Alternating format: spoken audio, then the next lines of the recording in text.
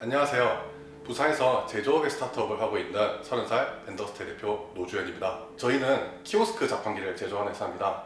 키오스크에 제품을 투출할 수 있는 자판기의 기능을 일체로 만들어 제조를 하고 있는 스타트업인데요. 다양한 오프라인 공간에서 상품들을 소개시켜주고 소비자들의 데이터를 받아오는 일을 하고 있습니다. 현재 부산에서는 약 25대 정도 운영을 하고 있으면서 그 공간에 맞는 소비자를 판매를 하거나 홍보를 하고 온라인으로 연결하는 등의 다양한 빅데이터를 모으고 있는 스타트업이라고 말씀드릴 수 있겠습니다. 현재 저희의 주요 고객처는 신세계백화점, 롯데백화점, CGV, 홈플러스, 그리고 인천국제공항, 현재는 KT까지 저희가 다양한 공기업, 대기업 분들한테 납품을 하고 있는데요. 맨 처음에 이렇게 그 고객처를 모을 수 있었던 이유가 코로나라는 상황을 약간 좀 이용을 했었는데 저희가 기존에 마스크 자판기라는 쪽으로 저희 기업 브랜딩을 시작을 했었습니다.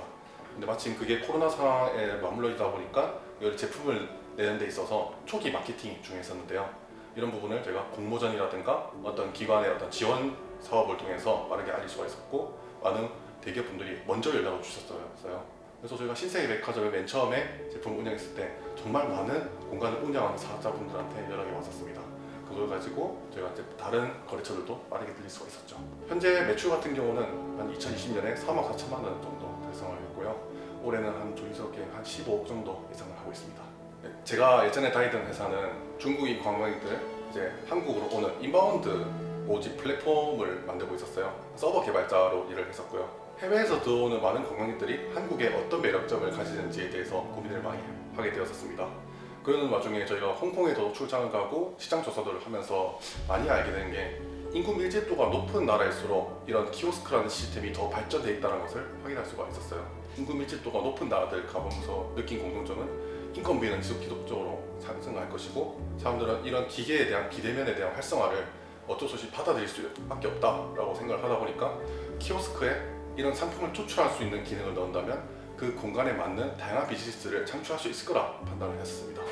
그 시장이 점점 빠르게 다가오는 만큼 저도 시작을 빠르게 해봐야겠다라는 다짐으로 처음에 창업을 하게 되었습니다. 회사를 그만두고 나서 바로 시작을 하는 부분이 사실 쉽지가 않았었는데요. 사실 회사를 다닐 때 당시에 저희가 밤에 이렇게 친구들과 아이템에 대해서 얘기하면서 저희들 공감해 줄 수 있는 많은 얘기를 들었었어요.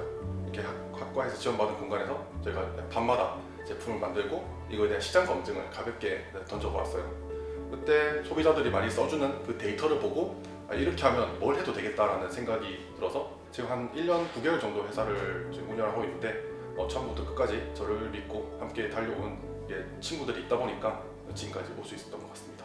사실 후회는 없었는데 오히려 집안에서의 만류라든가 친구들의 어떤 만류 이런 것들이 많았었죠. 근데 사실 일단은 제가 사는 인생인 것도 제일 중요하지만은 지금 아니면 못하겠다는 생각, 그리고 내가 가장 선택을 많이 할 수 있는 시기에 가장 도전적이고 어려운 일을 해보자라는 생각이 있었습니다. 그래서 약간 막무가내지만은 한 번쯤 도전해보면 재밌는 인생이 되지 않을까라는 생각이 제일 컸던 것 같아요.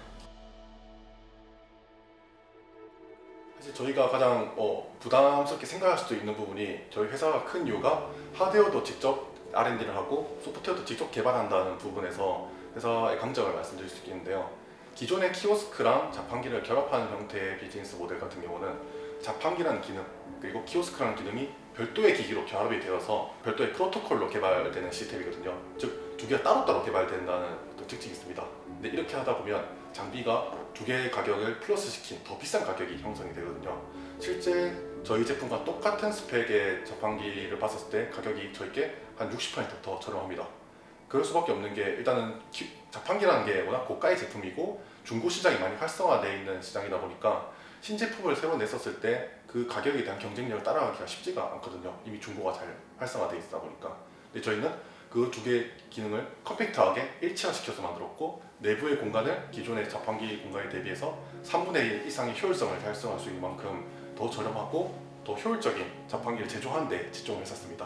부산 같은 경우는 사실 자판기 제조업이라 하면 거의 없고요. 실제로 제가 들은 것만 해도 5개 다 안 됩니다. 다들 이제 R&D를 하더라도 보통 제조하는 경우는 다 경기도로 올라가서 제조를 하는 분들이 많고요. 저희도 주로 R&D를 하는 입장에서는 직접 제조를 하고 이렇게 모든 과정을 부산 내부에서 해결을 하려고 하지만은 대량 생산이라든가 그런 시스템을 갖추기에는 부산에서의 모든 어떤 인프라가 사실 좀 부족한 실정이긴 합니다. 실제로 저희가 제조를 대량 생산하는 경우라면 우리가 많이 좀 그 사람들의 경쟁력에 밀릴 수 있다고 생각은 하고 있는데, 키오스크라는 시장 자체가 다품종 소량 생산이 너무 당연시되고 있는 시장이고, 공간에 어떻게 들어가냐에 따라서 변화를 어떻게 주는 데 집중을 해야 되는 시장이다 보니까 제조의 어떤 효율성보다는 시장에 어떻게 마켓핏에 맞게 들어가는가에 집중하는 시장입니다. 그래서 저희가 부산에서 그 사업을 할 수 있었던 이유가 한 대 한 대의 어떤 커스터마이징을 좀 집중을 하게 한다면 대량 생산보다는 그 비즈니스 모델을 어떻게 꾸며가는데 더 집중을 할 수 있다는 게 사실 부산에서 사업을 하는데 큰 장점이라고 생각을 합니다.